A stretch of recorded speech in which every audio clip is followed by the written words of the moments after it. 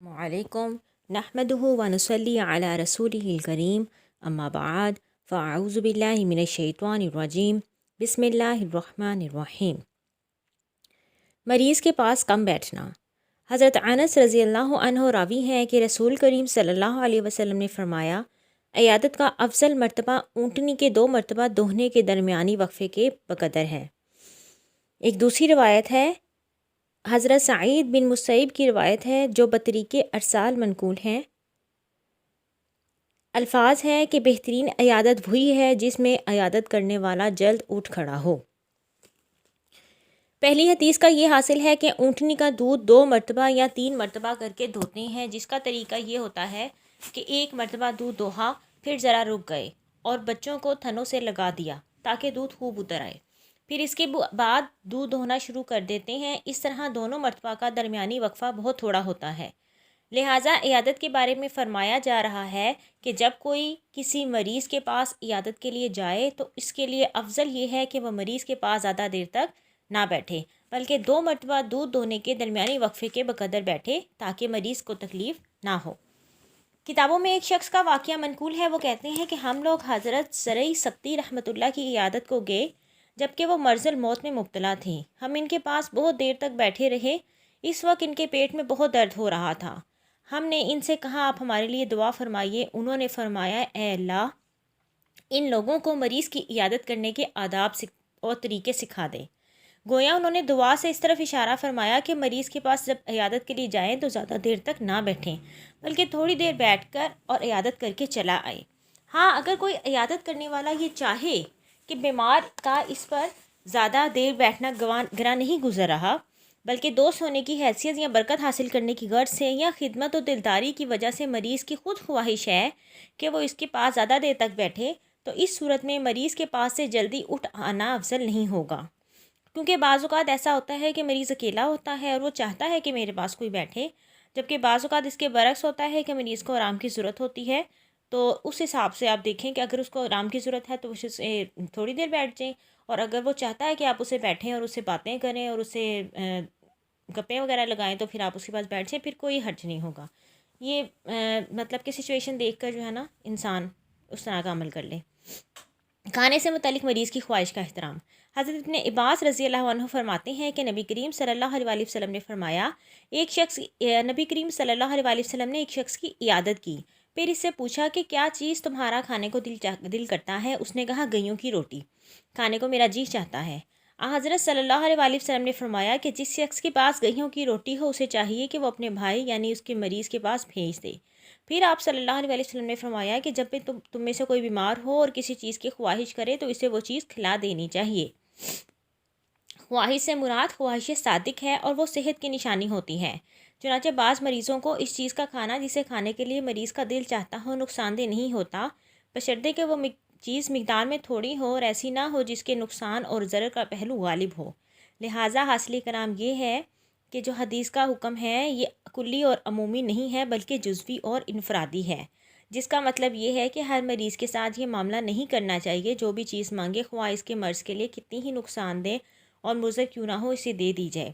بلکہ بعض مخصوص حالات میں اگر کوئی مریض کسی ایسی چیز کے کھانے کی خواہش کرے جس میں نقصان اور ضرر کا پہلو غالب نہ ہو اور یہ کہ معالج اس کے خلاف نہ ہو، تو وہ چیز مریض کو دے دینی چاہیے۔ یعنی اس کا حاصل یہ ہے کہ اگر اس سے زیادہ نقصان ہو رہا ہے تو پھر آپ نے اس کو وہ چیز نہیں دینی، اور اگر اس سے زیادہ نقصان نہیں ہو رہا اس کی تھوڑی سی مقدار دینے سے تو پھر آپ اس کو دے سکتے ہیں، اگر جو چیز مریض کے کھانے کو دل کر رہا ہے وہ دے سکتے ہیں۔ علامہ طیبی رحمۃ اللہ فرماتے ہیں کہ یہ حکم یا تو کل یا زندگی سے مایوسی پر مبنی ہے، یعنی جس مریض کی زندگی کی امید باقی نہ ہو اس کے بارے میں فرمایا جا رہا ہے کہ جو چیز مانگے اسے کھلا دینی چاہیے، مگر عام بیماری کی حالت میں بھی اگر اس کا کوئی دل چیز کھانے کو کر رہا ہے اور وہ اس کے لیے نقصان دہ نہیں ہے تو آپ اسے کھلا سکتے ہیں۔ سفر میں موت۔ حضرت عبداللہ بن عمر فرماتے ہیں رضی اللہ عنہ کہ ایک شخص کی وفات مدینہ میں ہوئی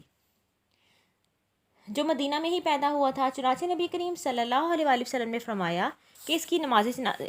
نبی کریم صلی اللہ علیہ وسلم نے اس کی نماز جنازہ پڑھائی اور پھر فرمایا کہ کاش یہ شخص اپنے پیدا ہونے کی جگہ کے علاوہ کسی اور جگہ مرا ہوتا۔ صحابہ نے عرض کیا کہ یا رسول اللہ، یہ کیوں؟ آپ صلی اللہ علیہ وسلم نے فرمایا، جو شخص اپنے وطن کے علاوہ کسی دوسری جگہ مرتا ہے تو اس کے وطن سے لے کر اس کے مرنے کے مقام تک اس کی جگہ اس کے لیے جنت کی پیمائش کی جاتی ہے۔ مطلب یہ ہے کہ جو شخص وطن سے دور حالت سفر میں مرتا ہے تو اس کے وطن اور اس کے مرنے کی جگہ تک کے درمیان جتنی مسافت ہوتی ہے اس کے بقدر جگہ اس کو جنت میں ملتی ہے، لیکن اس کے بارے میں صحیح یہ معلوم ہوتا ہے کہ سفر سے مراد سفر تعاد یعنی جہاد وغیرہ ہے، جس کا مطلب یہ ہے کہ اجر و انعام اس شخص کو ملتا ہے جو جہاد کے لیے یا دینی تعلیم حاصل کرنے کے لیے یا اس قسم کے دوسرے بامقصد و مطلوب کام کرنے کے لیے وطن سے دور مرا ہو۔ حضرت ابن عباس رضی اللہ عنہ راوی ہے کہ رسول کریم صلی اللہ علیہ وسلم نے فرمایا حالت مسافرت کی موت شہادت ہے، اور حضرت ابو ہریرہ رضی اللہ عنہ راوی ہے کہ رسول کریم صلی اللہ علیہ وسلم نے فرمایا جو شخص بحالت مرض مرتا ہے تو وہ شہید مرتا ہے اور قبر کے فتنوں سے بچایا جاتا ہے، نیز ہر صبح و شام سے جنت میں رزق دیا جاتا ہے۔ طاعون کی موت حصول شہادت۔ حضرت عرباس بن سعاریہ رضی اللہ عنہ راوی ہیں کہ رسول کریم صلی اللہ علیہ وسلم نے فرمایا شہداء اور وہ لوگ جو اپنے بچھونوں پر یعنی اپنے گھروں میں مرے ہیں اور حقیقی شہید نہیں ہوئے ہیں، اپنے پروردگار بزرگ کو برتر کے سامنے ان لوگوں کے بارے میں جو طاعون زدہ ہو کر مرے ہیں جھگڑا کریں گے۔ چنانچہ شہداء تو یہ کہیں گے کہ یہ لوگ جو طاعون زدہ ہو کر مرے ہیں ہمارے بھائی ہیں، یعنی ہمارے ساتھ مشابہت رکھتے ہیں، لہٰذا انہیں ہمارا ہم مرتبہ ہونا چاہیے، کیونکہ جس طرح ہم قتل کیے گئے ہیں اس طرح یہ بھی قتل کیے گئے تھے۔ جو لوگ اپنے بچھونوں پر مرے ہیں کہیں گے کہ ہمارے بھائی ہیں، یعنی ہماری طرح کے ہیں، کیونکہ یہ لوگ اسی طرح بچھونوں پر مرے ہیں جس طرح ہم مرے ہیں۔ بس ہمارا پروردگار فرمائے گا کہ ان کے زخموں کو دیکھا جائے، اگر ان کے زخم شہداء کے زخم کی مانند ہیں تو یہ شہداء میں سے ہیں، باعتبار ثواب کے شہداء کے ہم پلے ہیں اور حشر و مرتبہ میں ان کے ساتھ ہیں، چنانچہ جب دیکھا جائے گا تو ان کے زخم شہداء کے زخم کے مشابہ ہوں گے۔ سبحان اللہ۔ بارگاہ رب العزت میں طاعون میں مرنے والوں کے بارے میں شہداء کی اس دلیل میں کہ جس طرح ہم قتل کیے گئے ہیں اس طرح یہ بھی قتل کیے گئے ہیں، اس کا مطلب یہ ہے کہ جس طرح ہم دشمنان دین اور کفار کے ہاتھوں زخمی ہو کر مرے ہیں اس طرح یہ بھی جنات کے ہاتھوں زخمی ہو کر مرے ہیں، کیونکہ علماء نے لکھا ہے کہ بسا اوقات طاعون زدہ کو یہ محسوس ہوتا ہے کہ جیسے کوئی اسے نیزے مار رہا ہو، اس لیے مرض کو طاعون کا نام دیا گیا ہے جو طعن سے مشتق ہے، یعنی طعن سے نکلا ہوا ہے، جس کی معنی ہے نیزہ مارنا۔ اس حدیث سے معلوم ہوا کہ جو شخص طاعون میں مبتلا ہو کر مرے گا وہ شہیدوں میں سے ہے، اس لیے قیامت کے روز وہ ان کے ساتھ ہوگا۔ طاعون کی وجہ سے شہر سے بھاگنے کی مذمت۔ حضرت جابر رضی اللہ عنہ راوی ہیں رسول کریم صلی اللہ علیہ وآلہ وسلم نے فرمایا طاعون کی بیماری سے یعنی جہاں یہ وبا پھیلی ہو وہاں بھاگنے والا جہاد میں کفار کے مقابلے میں بھاگنے والے کی طرح ہے، اور طاعون میں صبر کرنے والے کا ثواب شہید کا ثواب ملتا ہے، اور طاعون میں صبر کرنے والے کو شہید کا ثواب ملتا ہے۔ طیبی رحمۃ اللہ فرماتے ہیں کہ مشابہت گناہ کبیرہ کے اعتبار سے ہے، یعنی جس طرح کفار کے مقابلے سے بھاگنے والا گناہ کبیرہ میں مبتلا ہوتا ہے اس طرح طاعون سے بھاگنے والا بھی گناہ کبیرہ ہوتا ہے، اس طرح طاعون سے بھاگنے والے کو بھی گناہ کبیرہ ہوتا ہے۔ اور یہ اعتقاد رکھتے ہوئے کہ طاعون زدہ علاقے سے بھاگنا کہ اگر میں یہاں سے بھاگ جاؤں گا تو سلامت رہوں گا اور اگر نہ بھاگوں گا تو مر جاؤں گا، یہ کفر ہے۔ بظاہر حدیث سے یہ معلوم ہوتا ہے کہ طاعون میں صبر کرنے والے کو شہید کا ثواب ملتا ہے اگرچہ اس کی موت نہ ہو۔ واللہ عالم۔ اللہ تعالیٰ ہمیں بھی ہر طرح کی بیماریوں سے بچائے، اللہ تعالیٰ صحت اور تندرستی والی زندگی عطا فرمائے۔ نحمدہ وآخر دعوانا ان الحمد للہ رب العالمین۔ مجھے بھی دعاؤں میں یاد رکھیے گا۔ اللہ حافظ۔